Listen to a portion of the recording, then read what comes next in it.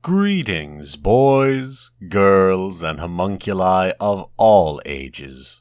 It's your old friend, Mr. Catonic here, welcoming you back for another horrifying episode of The House on the Borderland.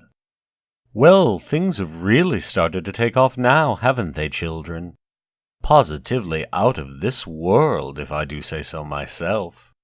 When we last left our mysterious diary keeper, he was having a bit of an out-of-body experience. Traveled to some interesting places, met some interesting people, and he ended his tour of the outer realms floating in a void of infinite darkness.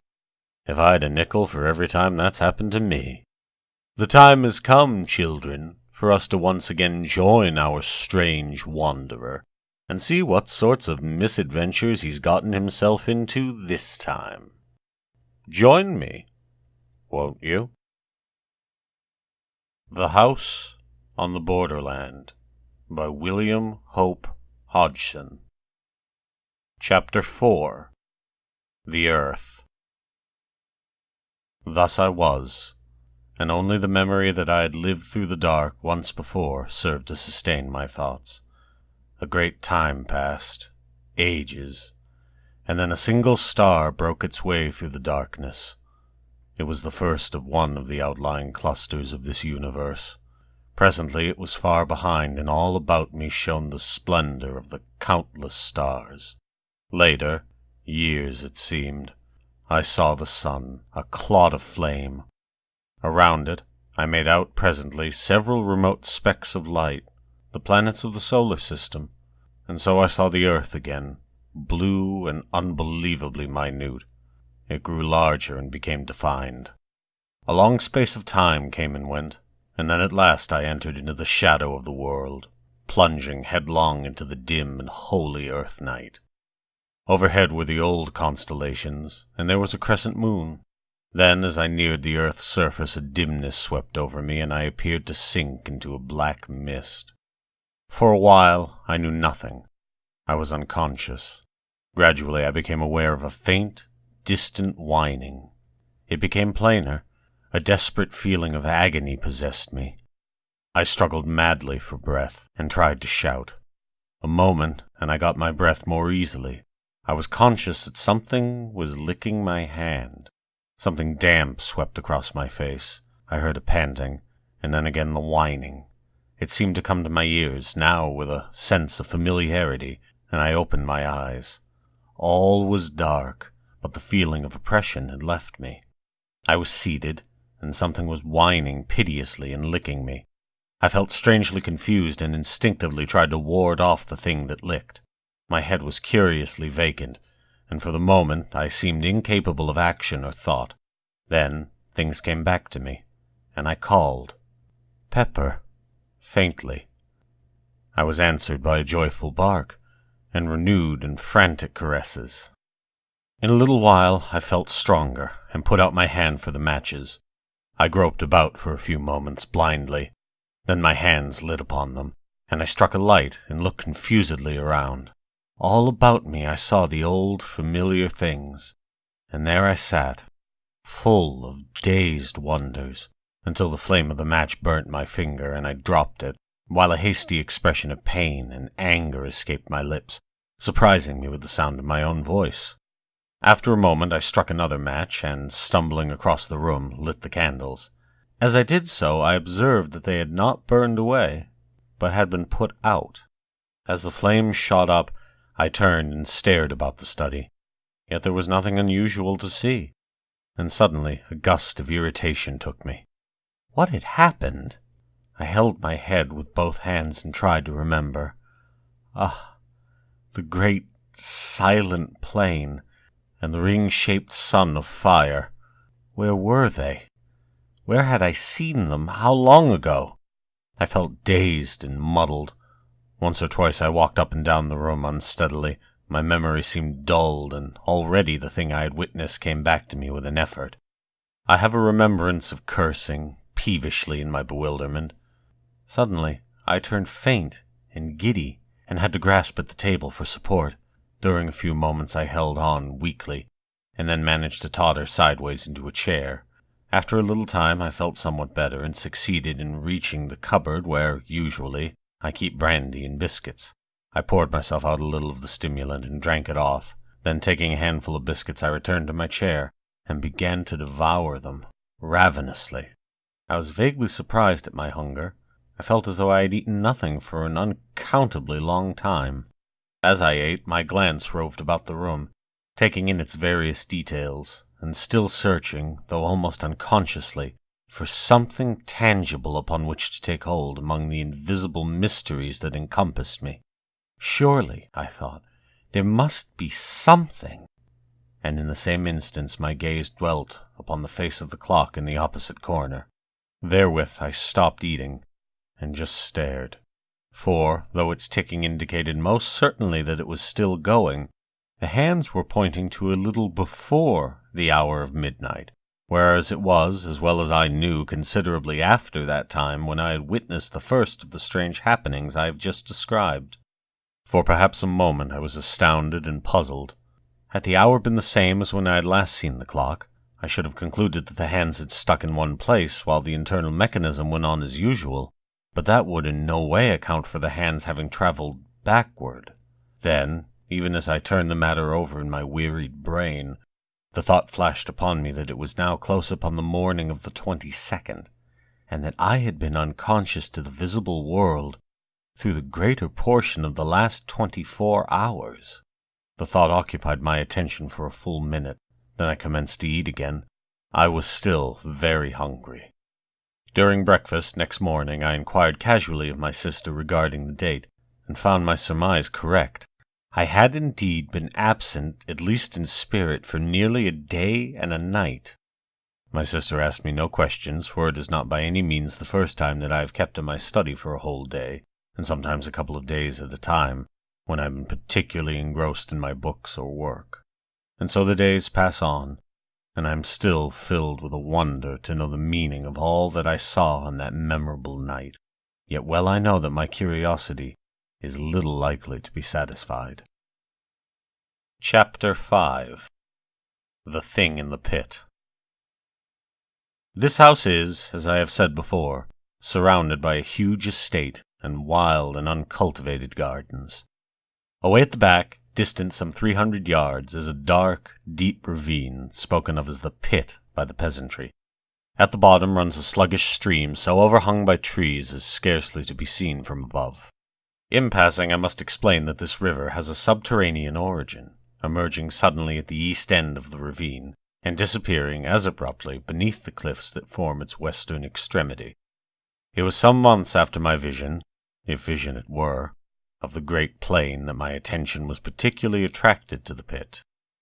I happened one day to be walking along its southern edge when suddenly several pieces of rock and shale were dislodged from the face of the cliff immediately beneath me, and fell with a sullen crash through the trees. I heard them splash in the river at the bottom, and then silence. I should not have given this incident more than a passing thought, had not Pepper at once begun to bark savagely. Nor would he be silent when I bade him, which is most unusual behavior on his part. Feeling that there must be someone or something in the pit, I went back to the house quickly for a stick. When I returned, Pepper had ceased his barks and was growling and smelling uneasily along the top. Whistling to him to follow me, I started to descend cautiously. The depth to the bottom of the pit must be about 150 feet, and some time as well as considerable care was expended before we reached the bottom in safety. Once down, Pepper and I started to explore along the banks of the river. It was very dark there due to the overhanging trees, and I moved warily, keeping my glance about me and my stick ready. Pepper was quiet now and kept close to me all the time. Thus we searched right up one side of the river, without hearing or seeing anything. Then we crossed over, by the simple method of jumping, and commenced to beat our way back through the underbrush. We had accomplished perhaps half the distance, when I heard again the sound of falling stones on the other side, the side from which we had just come. One large rock came thundering down through the treetops, struck the opposite bank, and bounded into the river, driving a great jet of water right over us. At this, Pepper gave out a deep growl, then stopped and pricked up his ears, I listened also.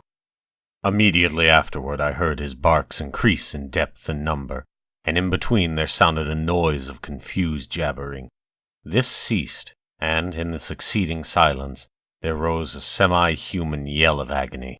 Almost immediately, Pepper gave a long-drawn howl of pain. Then the shrubs were violently agitated, and he came running out with his tail down and glancing as he ran over his shoulder. As he reached me, I saw that he was bleeding from what appeared to be a great claw wound in his side that had almost laid bare his ribs. Seeing Pepper thus mutilated, a furious feeling of anger seized me, and whirling my staff, I sprang across and into the bushes from which Pepper had emerged. As I forced my way through, I thought I heard a sound of breathing.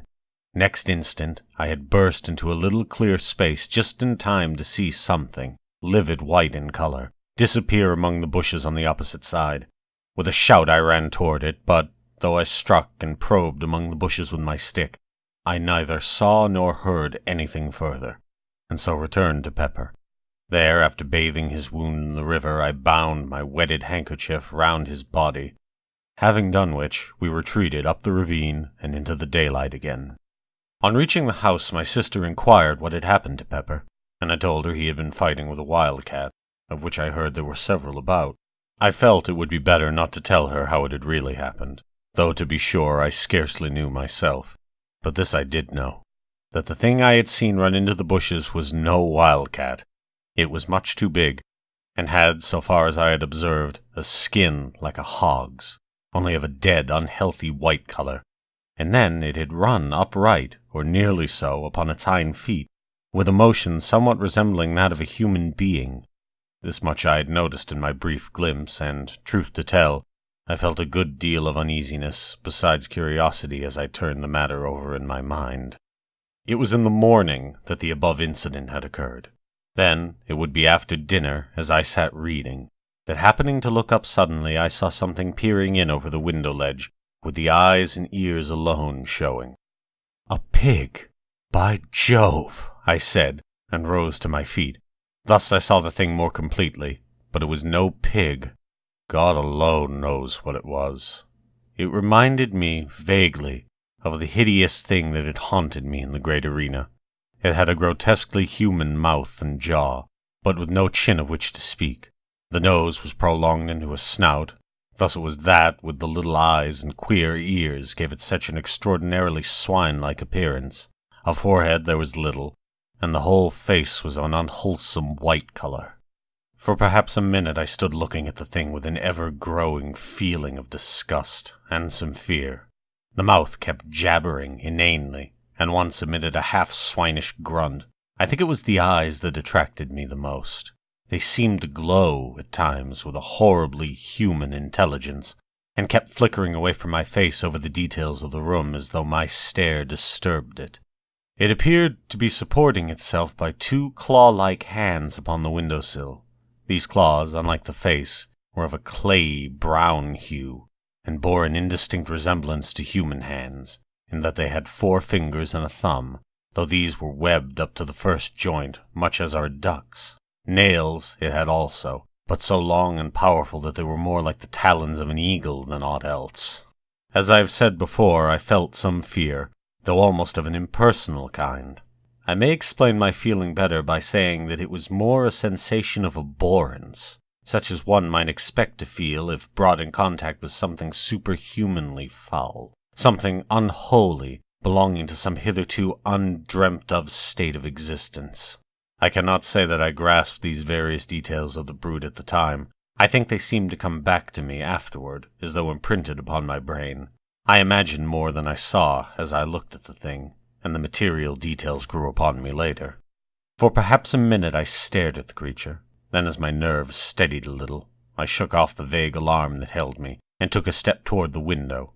Even as I did so, the thing ducked and vanished. I rushed to the door and looked round hurriedly, but only the tangled bushes and shrubs met my gaze. I ran back into the house and, getting my gun, sallied out to search through the gardens. As I went, I asked myself whether the thing I had just seen was likely to be the same of which I had caught a glimpse of in the morning. I inclined to think it was. I would have taken Pepper with me, but judged it better to give his wound a chance to heal. Besides, if the creature I had just seen was, as I imagined, his antagonist of the morning, it was not likely that he would be of much use. I began my search systematically. I was determined, if it were possible, to find and put an end to that swine thing. This was at least a material horror. At first I searched cautiously with the thought of Pepper's wound in my mind, but as the hours passed and not a sign of anything living showed in the great, lonely gardens, I became less apprehensive. I felt almost as though I would welcome the sight of it. Anything seemed better than this silence, with the ever-present feeling that the creature might be lurking in every bush I passed. Later, I grew careless of danger, to the extent of plunging right through the bushes, probing with my gun barrel as I went. At times I shouted, but only the echoes answered back. I thought thus perhaps to frighten or stir the creature to showing itself, but only succeeded in bringing my sister Mary out to know what was the matter. I told her that I had seen the wildcat that had wounded Pepper, and that I was trying to hunt it out of the bushes. She seemed only half satisfied, and went back into the house with an expression of doubt upon her face. I wondered whether she had seen or guessed anything. For the rest of the afternoon I prosecuted the search anxiously. I felt that I should be unable to sleep with that bestial thing haunting the shrubberies, and yet when evening fell, I had seen nothing. Then, as I turned homeward, I heard a short, unintelligible noise among the bushes to my right. Instantly I turned, and aiming quickly, fired in the direction of the sound. Immediately afterward I heard something scuttling away among the bushes. It moved rapidly, and in a minute had gone out of hearing.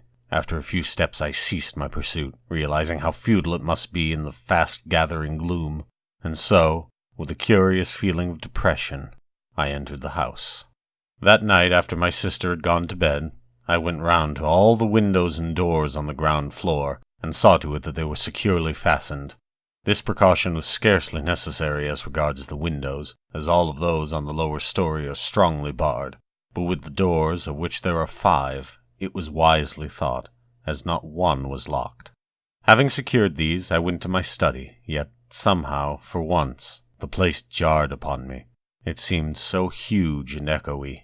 For some time I tried to read, but at last, finding it impossible, I carried my book down to the kitchen where a large fire was burning, and sat there.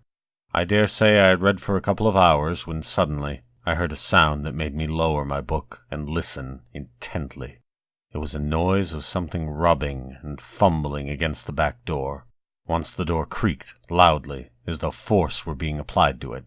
During those few short moments, I experienced an indescribable feeling of terror, such as I should have believed impossible. My hands shook, a cold sweat broke out on me, and I shivered violently.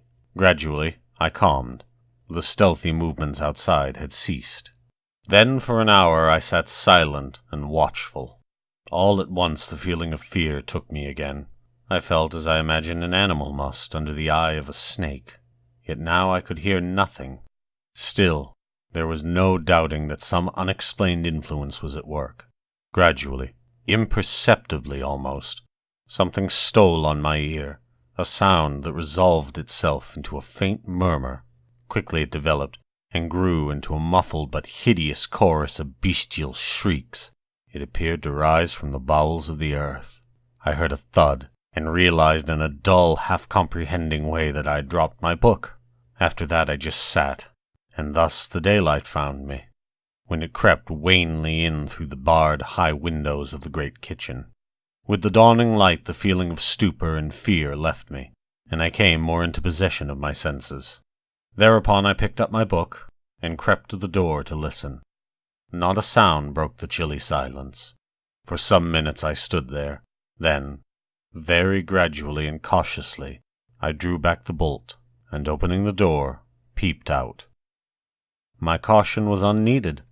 Nothing was to be seen, save the grey vista of dreary, tangled bushes and trees extending to the distant plantation. With a shiver, I closed the door, and made my way quietly up to bed. Well, that's all the time we have for tonight, children. It's time to leave our homeowner to his wild pig hunt until next time. I hope he can catch the one that got away. Remember to hit the like button if you enjoyed your time with me today, and leave a comment if you have any questions for old Mr. Catonic. And if you want more where this came from, make sure to subscribe.